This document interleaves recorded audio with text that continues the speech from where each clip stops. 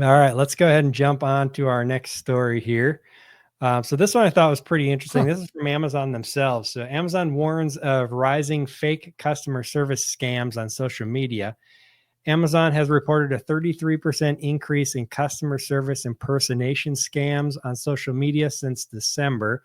Scammers monitor customer complaints in comments and respond using fake accounts, attempting to direct customers to external links or collect personal information. Amazon reminds sellers and customers that official Amazon representatives will never ask for private messages, external links, or sensitive details on social media. To stay protected, always use Amazon's official website, app, or verified social accounts for support. Now, I have not seen any of these scams myself regarding Amazon, but I have seen a ton of these scams lately regarding my Facebook pages. Like people pretending to be Facebook support and trying to get me to click on links and stuff. Oh, really? I've not Yeah. seen any of that. I've got a few Facebook pages. I've been getting a ton of messages like every day, like a new message from, and they'll have a name. The name of the person that's messaging me will be like Meta support is like their name that it comes up, and they've got a Facebook badge as their logo and everything, or their picture and stuff. So it looks relatively official if you don't know better. Yeah. And I can see it being up by 33% because, you know, we were literally just talking about it. So, I mean, there's AI for good and then there's AI for bad, right? And now they're able to deploy these AI bots at scale to try and do this, right? They can write the app script to say, okay, we're going to create 1,000 Facebook accounts an hour.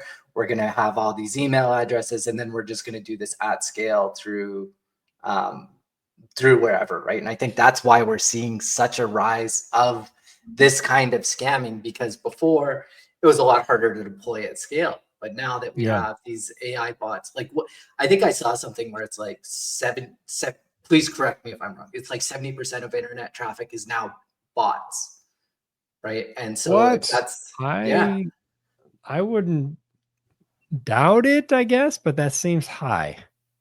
That's I heard it somewhere. I can't verify it, and I think I saw it on Reddit or something like that. And so I mean, take it with a grain of salt. But I would imagine that at least 50% of the internet traffic is probably all bots now.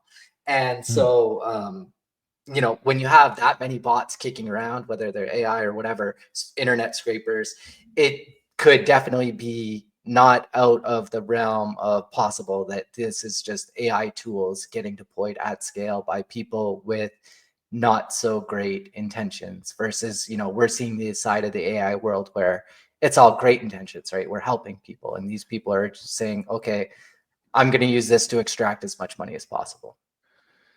Yeah. I don't enjoy that we have those types of people. Yeah. I mean, you could apply yourself in such a better way to help. It just doesn't make sense to me. But I applied myself to help people, so. Look at that. Here they're talking about, look closely at messages claiming to be from an Amazon driver. Oh, wow. People are pretending to be Amazon delivery drivers in emails, fake order scams.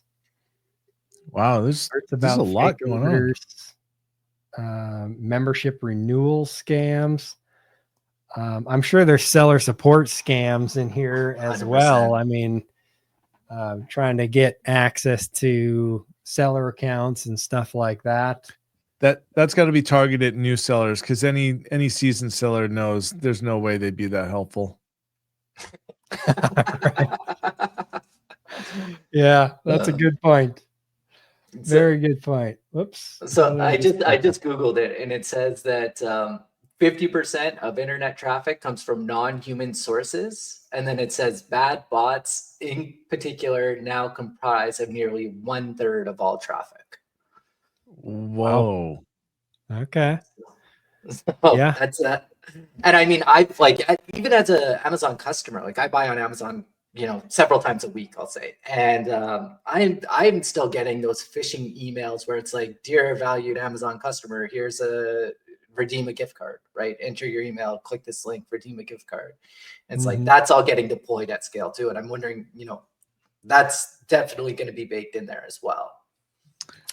Yeah, and it's, the spam filters are not very good at catching this stuff. I was mentioning the Facebook messages. It's like, how could Facebook not pick up that is an obvious scam? I mean, it's obvious to me as soon as I look at it that it's some scammer trying to mess with me, but they don't send it to spam. They send it to the inbox. Yeah. And Gmail does the same a lot of times. Like the craziest messages sometimes will get through. It's like, how did you not pick up that is obviously a scam? And, one thing you want to look at when you get an email from someone is just look at the domain name that it's coming from. Make sure it's coming from @amazon.com. But you Mhm. still have to be careful because that can be spoofed, as it's called, and they can fake what that says in different ways. So you have to be careful with that as well. Yeah. So myself, if I ever get an email that I'm not sure about, I'm never clicking on the links. I'm always opening up the website directly and then navigating to wherever I need to reply to it or whatever. Just because it's so easy to fake that kind of stuff. Yeah. One of the things I'll do is I'll just hover my mouse over the link, and at the bottom left of your browser, if you're looking inside your browser, it basically always gives you a preview of what the link is, Mhm. and you can tell a lot of times right then and there. And what I'll do is if I don't see that, if that looks suspicious to me, I'll do a search on the web for what is this domain. And then if I get back a whole bunch of like fraud websites, then I know, okay, don't go to that domain. Yep. Yeah. Yeah. You got to check the link and the where it's going, because like this URL right at the top here, right? Trustworthyshopping.aboutamazon.com. Somebody could register, askamazon.com, and now you think you're on an Amazon page when you're actually on some third-party site that looks like Amazon and that you're about to log into. Yeah, I mean, honestly, even this link, I'd be suspicious of it Yes. because Yeah. it doesn't say trustworthyshopping.amazon.com. Yep. Mhm. And what they'll do a lot of times is they'll register a domain. So let's say they register the domain, helpful.com or something, right? And then they'll set up amazon.help.com or something. Mm-hmm. And you'll click on it and you'll see, oh, amazon.com, but it's actually amazon.help.com or something like that. Mm-hmm. And so I you really think have to be careful. I think in Gmail, like I get emails from Amazon when I'm doing or talking with their reps and stuff like that. I'm pretty sure their emails come through with a blue check mark as well. Like they have the verified emails as well Mm. in the Gmail. Verified emails in Gmail. When you get an When email I'm from Amazon, they have a blue check mark. Yeah, I've seen that before. I've seen that. I've definitely seen that before. Yeah. And we've seen some pretty interesting ones come through the agency too. And yeah, I don't see any definitely blue check mark in my Google account. So maybe that's some plugin or something you guys have installed on your server. I can't search Amazon.com inside my inbox. It's absolutely a nightmare. Well, the main thing is just to, watch out for Mhm. scams, whether you're a buyer or a seller, they're coming for you. You're going to get tons of stuff all the time. You just got to be Yeah. aware of that stuff out there and never trust anything you receive in a Facebook message or an email or anything like that. You never know. Mhm. Yeah. And once they have access, they're probably going to lock you out real quickly. Oh yeah. Mhm. All right, so let's bring up the last one here. This one I don't have a summary on because we just added it here last minute. But Trump has added an additional 10% tariff on top of the 10% that was already on there. And that went into effect March 3rd, I believe it was, so a few days ago. And he did just delay the 25% tariffs on Mexico and Canada again. So those are not going to in effect yet. But if you've got products that are coming from China, you're going to be hurting a little bit with the 20% tariff going on there. Yep. Yeah. It's an interesting time, right? With the 10% tariffs, like they're saying, they're like just focusing on the economic news, they're saying inflation is starting to tick up again. I was speaking with some of my US based clients, and they were just saying, that they're in the supplement space, and they're saying, hey, our cost of production is going up, our cost of the raw materials is going up, and they're producing inside the US. And so, part of this 10% tariff is to level the playing field for American sellers versus Chinese sellers. And when you're seeing inflationaries on both sides, it's almost like a net zero, right? Where it's like a lose, lose, lose. And the only person that's really going to benefit this would be the actual government, because they're getting an extra 10%, right? It's like hiring lawyers. Exactly, right. You're mitigating or litigating absolutely nothing here. So it'll be interesting to see, because I have quite a few American-based clients, and they manufacture in the United States, and they are really hopeful that this will help them dramatically just by leveling the playing field. So everyone else's prices are going up, and they're hoping that they'll be able to stay the same. And then it's a level playing field. So really interested to see how this will play out over a long enough period of time. Like in the interim, in the short term, it's going to be terrible, right? And I don't think that there's any way around that. But over a long enough period of time, if this sticks, who knows, right? Yeah, and it really comes down to the long run, like you said, and what happens over the long run. Like, for example, if let's say these 20% tariffs on China stay on, but in the long run, he is able to decrease income taxes and corporate taxes by 20, 30, 40%, and you have a net decrease in taxes, it could be extremely beneficial in the long run, but it's going to take time for that kind of stuff to happen. For us to determine if it is worth it. Yes, for sure. The key is going to be what happens next, right? You can't just slap tariffs on and then expect prices to come down, because that's typically not how it's going to work. The retaliatory tariffs that he keeps talking about, I think, are a good thing. If the United States just implements the policy that whatever your tariff is on our stuff, we're going to put the same tariff on your stuff, that could have over time an overall lowering effect on the total tariffs that the world sees, and so that could have a lowering of price effect over time. But all of it, unfortunately, is just going to take time, and in the interim, you're probably going to see higher prices on things. Yep.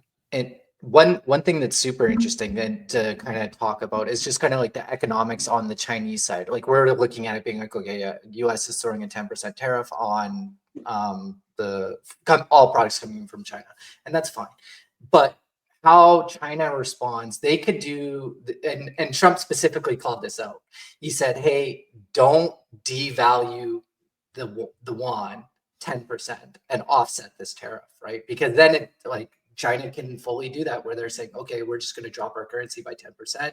We're going to manipulate our currency, lower it, make it the same price, so it's still attractive for these American consumer or these American importers to continue buying from us. Everything's the exact same price, and the party just goes on, and this does nothing. And then the US government actually gets that 10%, which is, ideally what Trump wants, but at the same time, it's not making it more competitive for American businesses trying to sell to American consumers, right? Yep. Yeah, there's only so much of that you can do before you really start hurting your economy. If you're artificially lowering the value of your currency, well, that hurts your citizens as well, because their purchasing power of anything that comes from overseas is going to be decreased as well. Mhm. But yeah, that is definitely a game that China likes to play, and the U.S. we do similar things as well. Mhm. I don't think to the drastic effect that China does with their manipulation of their currency, but we do similar stuff as well. Well, and the government subsidizes the Chinese factories as well, right? With their exports, they give a export subsidy to all these factories that are exporting to the United States, right? They want those goods going overseas, and the government's willing to, chip in, we'll say. And who knows, maybe the government will start chipping in again here too. That could be a larger portion, and they don't devalue it, and the party keeps going as is. So Yeah. it'll be interesting to see. Immediate, there is going to be pain, right? And prices will start to rise depending upon sellers reordering frequency, right? Depending upon your inventory management skills. And, do you have 6 months worth of inventory sitting stateside in a 3PL sitting here versus are you shipping from China every single month, right? And Right. that'll decide how quickly the prices on Amazon start to rise. Because one of the other things a client was saying, like, if these Chinese products start to rise in price and I'm an American producer, well, that also gives me the ability to just raise my price because, right? Not necessarily because I have to, but because it's a free market and, I want to be 15% higher price than these Chinese products as a differentiating and a quality kind of thing, brand positioning. And so Mhm. they might just continue to raise their prices as well. So who knows where this will go or how this will end. Yep.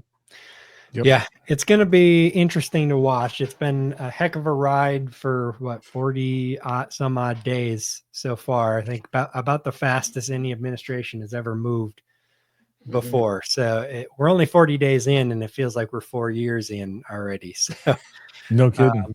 definitely going to be interesting to see where it goes and how this all shakes out. You're going to have tons of people, freaking out and talking about the world ending, but the world's not going to end. It's going to keep going on. And we just got to wait to see what the end results are.